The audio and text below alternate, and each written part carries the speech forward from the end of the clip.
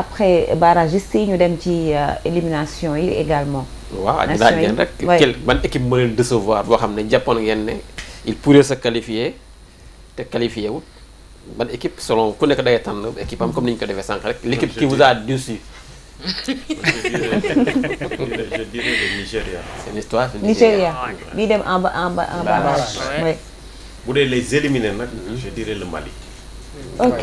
Oui. Le Mali avec son vivier de joueurs. Voilà, ils m'ont vraiment déçu. Donc foo doon xaar Mali. ñu génn. ñu génn deuxième ou bien premier. ñu génn wala ñu dem barrage. devant le Ghana. Devant le Ghana. Ouais. Parce que jour bi leen Ghana dóor c'est un match bi. Non mais c'est raté. 68% de possession de balle. Oui, pour le Mali biir Ghana. Par contre le Ghana yi dugalee. Non, ils ont de bons joueurs. Kenn da nga ko dominer sur le jeu. Quel est le problème? Vraiment j'ai Efficacité ou bien. Non, man lu ma gis Mali parce que c'est match boobu seetaan na match. Mais je crois que peut-être manque d'expérience. En quelque sorte parce que boo xoolee la kii équipe yi joueurs yu bëri ay jeunes la mais am na ñeneen. bon am na ñu am expérience mais Mali tamit ils ont de bons joueurs. man pour man Mali waru doon équipe yoo xamante ne bu éliminé Mali dafa war a ñëw participer compétition bi man surprise bi mooy man Nigéria c'est pour rejoindre ni le Nigéria. Le Nigeria franchement su qualifié coupe du monde c'est autre chose hein. man loolu moom gis naa ko mais Cameroun ils ont de vieux joueurs hein parce que ay joueurs. Lan mooy sa déception quelle l'équipe qui t'a déçu? Bon c'est le Mali. Ah d'accord. Oui c'est le Mali. Oui c'est le Mali. C'est le Mali. Parce que c'est l'équipe qui a avec le potentiel qu'il a. Comme on dit dañuy monter en puissance. Mais pour man manque d'expérience. Parfois mooy indi yooyu parce que boo gisee yenn joueurs ghanéens wala équipe ghanéenne bi ils ont plus de métier que le Mali ay jeunes joueurs ñoo fa ne ils sont en reconstruction comme on dit mais peut-être que dans le temps erreur yooyu di dootuñu ko defati le Nigeria aussi parce que ils ont un bon groupe comme on dit avec un leader Osimhen xam nga ki s'est moom tamit réinventé en Turquie parce que avec les problèmes xam nga parfois joueurs yi mentalement am na yéen yoo xam ne ça pèse. transfert am boobu raté. Voilà il s'est réinventé parce que yéen équipe italienne moo tax joueur bu nekk Italie. il faut nga xaw a nekk bandi tuuti. def nañ ko Koulibaly. c'est ce que je dis parce que xam nga lu tax psychologiquement lañ lay atteindre. psychologiquement parce que tey non benn équipe bu mel ni Naples xam nga Italie dafa doy waar. te yenn équipe yu mel ni Naples y'a la mafia qui est derrière quoi. tey le transfert de Koulibaly parce que Koulibaly United ñoo ko njëkkoon a waxaale. ba fay ci 90 millions. Mais eux ils voulaient 120 millions. mais tey tubaab buy jënd joueur bu am plus de 29 ans lu ci def yu xaalis yooyu de. avenir bi la ñuy jënd tey bu doon jamono yooyu Koulibaly il avait entre 24 et 25 ans. United da ci def 120 millions yooyu. mais il avait 30 ans jëm kaw loolu duñ ko ci def. c'est ça psychologie boobu noonu. te Osimhen il s'est réinventé mais avec le montant boobu déception la ci man. boobu Koulibaly De Laurentiis moom du jaay joueur. président nag ñëpp. Europe ñëpp xam nañ ko De Laurentiis du jaay joueur da lay usé ba nga kii ba am lu mu la def li tax ma ni sama ñaari déception yi mooy le Nigeria 200 millions d'habitants pays le plus là c'est le Mali Sénégal Burkina Côte d'Ivoire les deux Guinée Mauritanie Gambie réunis ñoon boo ci mënoon am 26 joueurs yu lay qualifier coupe du monde bàyyi football et pourtant talaam ñëpp seen place dafa war a ça doit être une place acquise. Ok. Donc 200 millions d'habitants. suñu la waxee le nombre de licenciés ñoo ëpp habitants ñoo ëpp population Dakar. seen licenciés ñiy football. Donc ñooñu bu ñu qualifié wul naan ay barrages. affaire yóbbaatal la. Mali affaire yóbbaatal la pour yow. Mali non mais c'est vrai man j'ai été sur le terrain. Non mais la j'ai été sur le terrain chez eux gis naa maintenant Mali. C'est le seul pays en Afrique bu am une fédération nationale pour les centres et académies de football. Pour le Mali. ASEFOOT waaye. ASEFOOT mooy association des centres et écoles de football du Mali. ASEFOOT fa ngay dem fa ngay fekk GMG. Jean-Marc Guillou. ki nekkoon SIFCOM. moom mooy ASEC Mimosa. moo formé ay Diagne nekkoon Auxerre. ay Moussa Doumbia. ay. booy bu ndaw bi Aïdara waaw le jeune du Barça là. merci beaucoup. ñooñu ñëpp moo leen di former nga am les centres. yoo xamante ni ay Djéméné ay Biton Stade Malien Bamako Djoliba Athletic Club dañuy am ñoom seen championnat spécifique.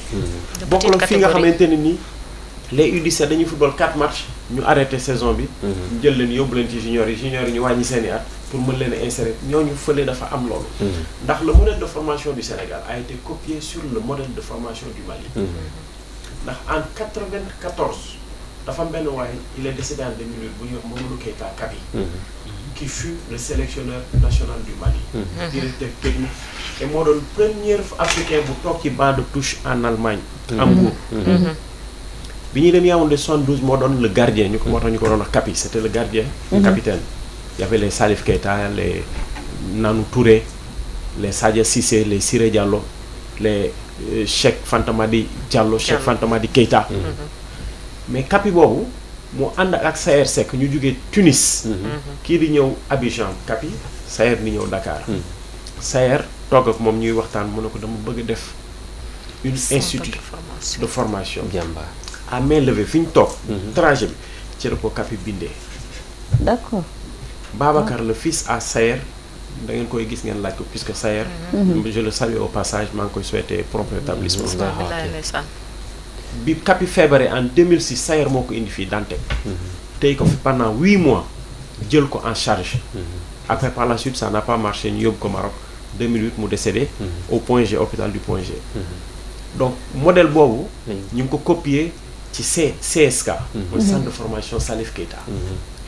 donc modèle de formation boobu mënoo ko am nga am plus de 150 académies et centres de formation structurés di ci former des joueurs. aptes te mënoo qualifier. léegi si barrage yi kan ngeen gis ne si barrage yi l'équipe ñu ngeen tenter chance ñu xool ban équipe ngeen jàpp ne moom une sortira victorieuse pour qualifier dem barrage quoi. si équipe 4 équipes yooyu Congo Cameroun Nigéria et le Gabon. Moi je crois que c'est le Nigeria. Oui. Parce que le Cameroun, Cameroun c'est un problème. Peut-être c'est la fédération ou bien peut-être parce que bon, les Cameroun, pour ne pas trop abuser, on dirait que les joueurs ils bëri des fois dañuy retailler. Parce que non Cameroun. Mais le Cameroun, les années et le Cameroun, il y a une grande différence. Cameroun, non, c'est le joueur, dañuy retailler. Non, dañuy retailler. Hein? Parce que non parce que gis nga Sénégal ñun loolu la ñu am chance parce que c'est des jeunes yoo xamante ne quel que soit entre guillemets ñeneen yi xamoo pour ne pas voilà. xam nga dañuy dugg directement si li nga xam ne moom mooy match amicaux yi également ñu wax si. c'est ça de Sénégal comme président cof na ko sax démb foo la Fatou xam na war nga ko fekkee gars yi laaj nañu ko si préparation CAN bi. ñu war a am match déjà bu ñu ficelé. contre le Brésil. au mois de novembre. léegi mu am yeneen match yoo xam ne ñi ngi naan États-Unis ñi ngi naan le Cap-Vert. waaw pour préparer la CAN. si loolu la ñuy ñëw seen point de vue par rapport à ces matchs là qu'on doit discuter au mois de novembre. ban genre profil ngeen jàpp ne à part le Brésil Sénégal moom la war a mun a am pour préparer probablement la CAN. commence par Fatou. D'accord, bon, pour le Brésil, c'est un autre match parce que il faut être au testeur de ces grandes équipes-là pour corriger les erreurs. Et c'est bien, c'est tant mieux pour les joueurs et pour l'entraîneur aussi, parce que ça le permet de mu am beneen point de vue sur son équipe. Parce que comme ni ma ko waxee keroog. Entraîneur buy indi équipe am day xool en fonction de l'adversaire. Comme le Brésil c'est une grande nation, une grande écurie de football dans le monde nga dem tester ko da ciy baax léegi ba match amical boobu la ñi ngi lijjanti beneen un deuxième match amical. pour le mois de novembre aussi mais il y a aussi ñi ngi wax le Cap-Vert aussi c'est pourquoi pas. c'est un bon sparring partner. parce que profil bu baax la. bien sûr. parce que Cap-Vert doorul ay équipe yu ndaw di pour se qualifier à la coupe du monde ba pare on oublie san entraîneur bi yàgg na fi de ki fi nekk nii yàgg na fi de il est là depuis 2000 si je ne me trompe il est là depuis 2018 2017 2018 quelque chose comme ça il est là boobu parce que Cap-Vert autant dañu xawoon am tam problème ay joueurs yu xaw a màgget yooyu il a rajeuni l'équipe, rajeuni, renouvelé et on a vu le résultat. et c'est tant mieux Sénégal bu ko amee tamit dinañu arranger.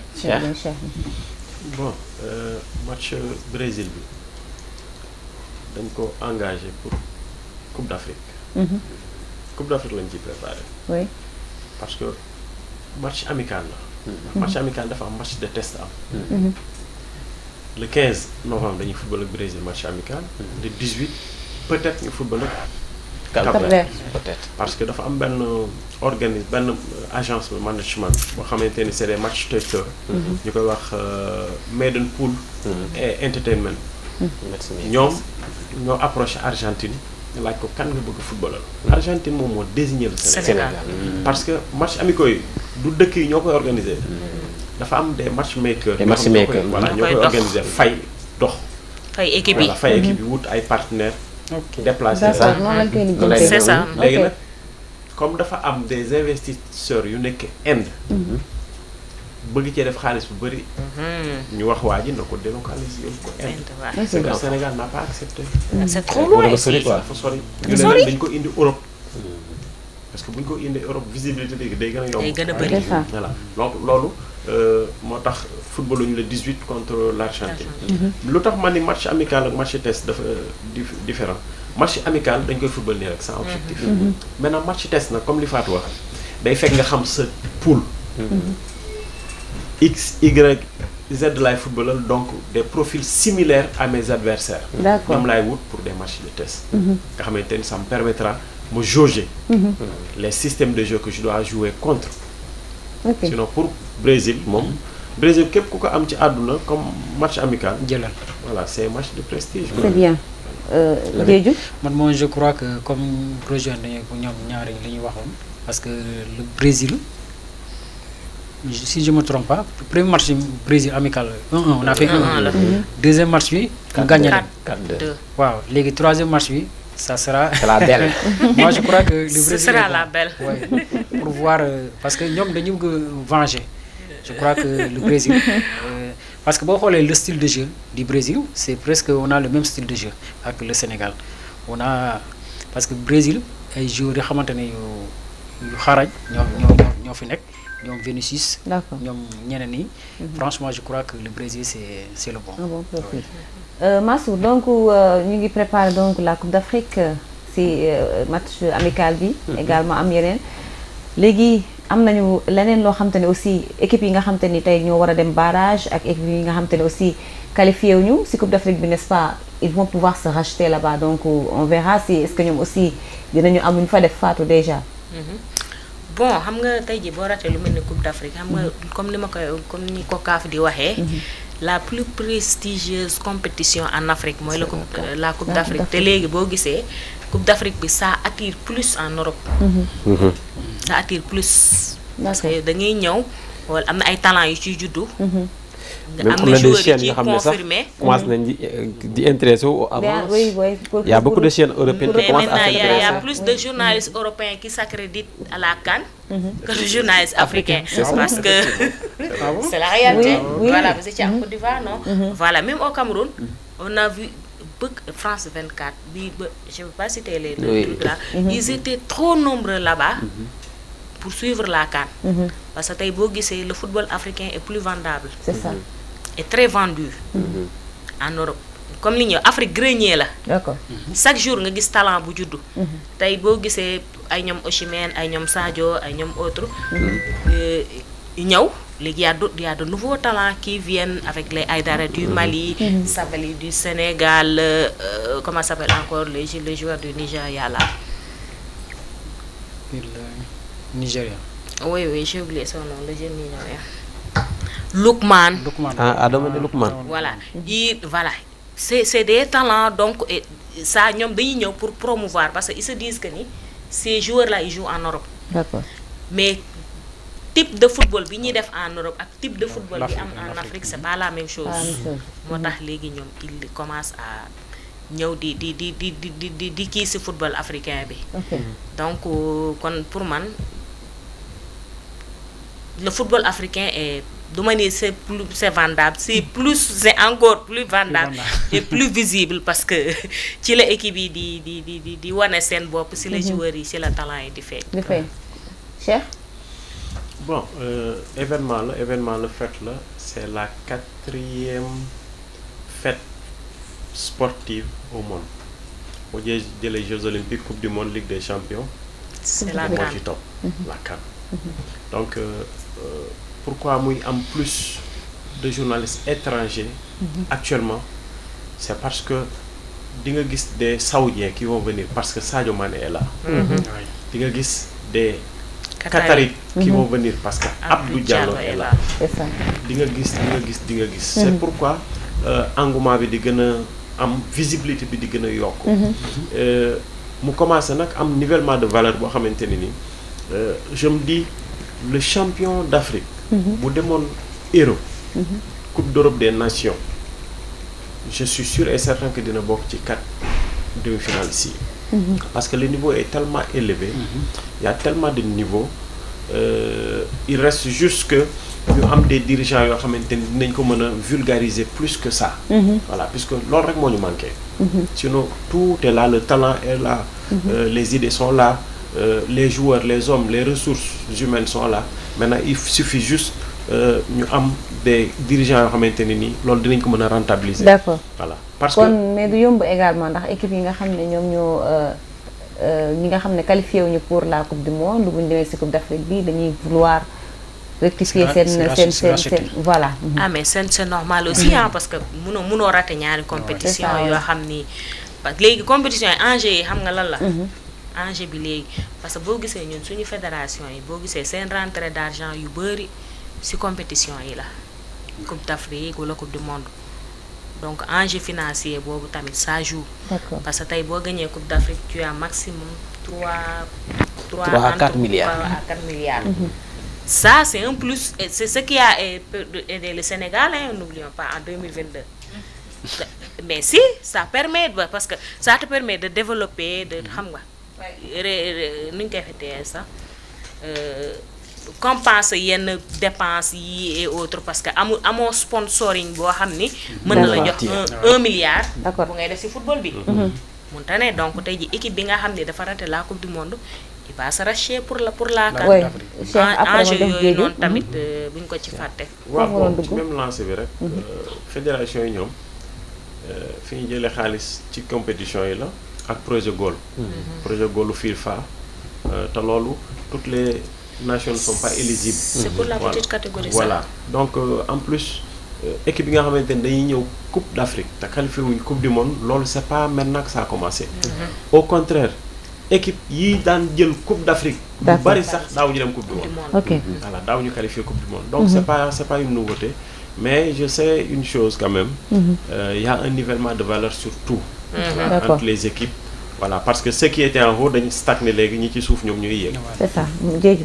Waaw, c'est juste pour rejoindre ñom ñu li ñu wax parce que bo xolé équipe yo xamantene ni équipe africaine yo xamantene qualifié au Coupe du monde, il y a l'enjeu comme ko waxé parce que amna ñeneen ñi amuñu les moyens peut-être dañu préférer nek jouer la Coupe d'Afrique parce que amna catégorie yo xamantene joueurs yo xamantene des fois ñom des techniciens wala ñeneen ñi xamantene dañuy superviser pour xol motax ñeneen ni dañuy rey sen bop nga xamantene pour que il soit recruté pour l'année prochaine ñi nek Europe comme boo côtoyé ñom joueurs yo comme Sadio Mané comme Koulibaly nga xamantene man ma ngi Afrique et jouer championnat africain man dagé côtoyé ñom Sadio Mané mais su ma gagné le Sénégal franchement c'est une fierté pour moi.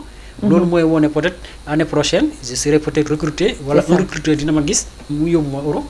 C'est ça aussi hein moo tax boo xoolee engouement comme coach kii chez le mu waxoon sànq ni Sadio Mané les Saoudiens vont venir ainsi de suite. D'accord. Massou. Pour clôturer wax nañ lépp rek c'est que le foot africain c'est europanisé. Voilà, c'est mondialisé. Afrique du football monde bi ba ci branche maintenant. C'est pourquoi ça intéresse tout le monde. Ah mais c'est ça oui parce que xam nga comme ni ma koy xam nga football européen bi léegi dafa saturé. Parce qu'ils ont même créé la Ligue des Nations que joueurs yi wax ne ça sert à rien. C'est des matchs amicaux en quelque sorte quoi. Mais tey boo gisee le football africain niveau bi dafa yéeg. D'accord. Sens bi am sax mooy les joueurs qui jouent la CAN la plupart du temps ne sont pas en Afrique donc kii li mu wax la club bu mu jógee ñëw football si CAN ña nga fa bàyyi dañu intéressé à la CAN, que ça soit en Arabie Saoudite, ici en Afrique, en Europe. C'est pourquoi le football africain intéresse de plus en plus le monde entier. Parce que c'est des joueurs ñoo ne partout dans le monde ñoo daje en Afrique pour jouer la CAN. Donc je pense que CAN bi mën na dem sa ba demee le pion à l'Europe. L'aspect culturel aussi. N'oublions pas l'aspect culturel parce que tey boo gisee comme CAN Côte d'Ivoire rapidement Fatou, le temps est fini. Ah d'accord li ma ci marqué woon mooy aspect culturel bi. C'est ça. Le Ghana est venu avec ses tenues traditionnelles. Le Nigeria loolu aussi ça attire. Merci beaucoup. man nag gis naa j'espère que nag suñu joueurs yi ren ba ngeen di dem CAN maa ngi leen koy wax. bu leen fi def ay demi saison def leen ay grand boubou yu baax. waaw daamine ay cuub def seeni tamba sembe ak seeni marakis. waaw merci beaucoup. bu ko defee ñu wane bu baax. bu ko defee ñu wane culture sénégalaise. waaw c'est important loolu moom message la bu leer. merci merci beaucoup ma leen di jaajëfal bu baax Fatou merci. merci Fatima, plaisir de vous retrouver sur le plateau.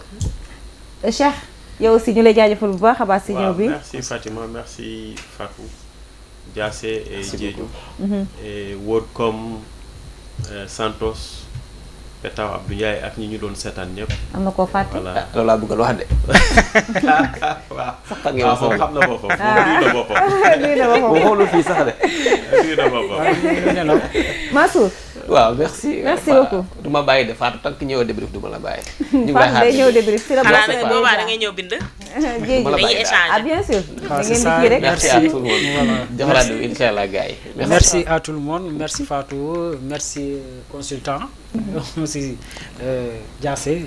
merci à Lamine aussi parce que fatigué naa ko woo naa ko. te dafa nekk ci congé. Non, waa mais def dama- congé dama sonn, dama- waaye groupe bi même la Fatou ak Lamine ñëpp a yem yéen léegi préparé wu leen. jeex na malheureusement dañuy rek balaa ñuy tëj ñu daal di jàllale benn xale bu góor bu tudd Mamadou Diop dafa yor ay mbokkam Mamadou Diop voilà mu ngi ni ngeen di gis ci écran bi ñu ne dafa daal di kon